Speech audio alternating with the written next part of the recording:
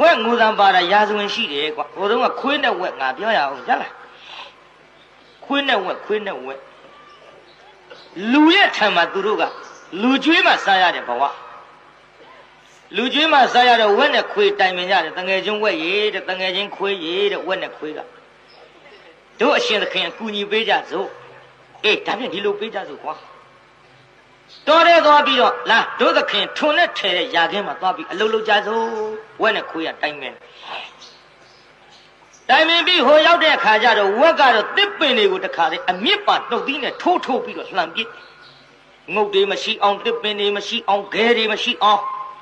ဝက်ပင်လိုပင်အလုံးလုံးပင်မဲ့လို့ခွေးကရှာကလေးထိုးပြီးတစ်ပင်ရိတ်ကဆောင်းချောင်းထိုင်ကြည့်တရီတွေများကြဟဲ့မင်းအလုံးလုံးပါတော့လားကွာ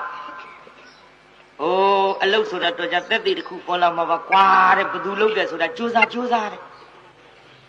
ဝက်ကအလုံးလုံးပြီးအိမ်ပြန်သွားကြဟဲ့မင်းတို့ဘာလုပ်ခဲ့အရှင်သခင်ရဲ့ຢာခင်းမှာကျွန်တော်တို့ဒီလိုအလုံးလုံးခဲ့ကြပါဘသူကများများလုပ်အဲ့တော့ခွေးကအရင်စပြောတယ်ကျွန်တော်ကများများလုပ်ဟဲ့ကောင်မင်းဆောင်းတော့ထိုင်နေပြီမင်းဘာလုပ်တာပေါ့ကွာလေငါလုပ်တာပေါ့လေမင်းဘာမှမလုပ်ဘူးတဲ့ဟိုအရှင်သခင်နဲ့ तू ဘာမှမလုပ်ပါဘူးတဲ့ကျွန်ုပ်ပဲတစ်မြစ်တွေတူဖော်တယ်ခဲတွေတူဖော်တယ်တစ်ပင်တွေတူဖော်တယ်ကျွန်ုပ်ပဲကိုယ်တိုင်လုပ်ခဲ့ပါလေမဟုတ်ကျွန်ုပ်လုပ်တာခွေးကနေုံငါသွားကြည့်ပါတဲ့မယုံရင်လက်တွေတွေ့ပါလေ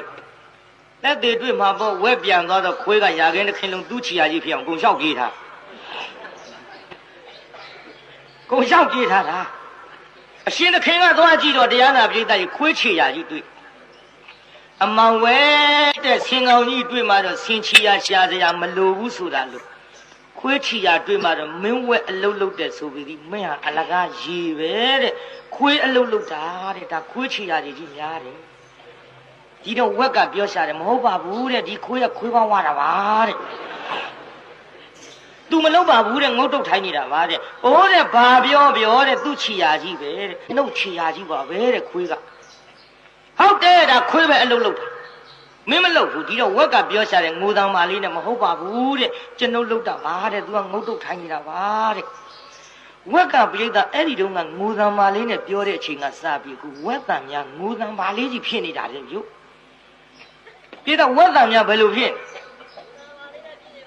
အေးကွာငိုတံမာလေးနဲ့ဖြစ်နေတာအဲ့ဒီတုန်းကစတယ်ရာဇဝင်ငိုးကွာဒါကြောင့်အရှင်သခင်ဖြစ်တဲ့လူများကဝက်နဲ့ခွေးကိုဝက်ကိုမကျွေးပဲနဲ့ငါတို့မှာများစွာအားကိုရအကျွင်းအကြံများကိုအခုခွေးကြီးကျွေးတာအဲ့ဒီကစတာတဲ့ဗျို့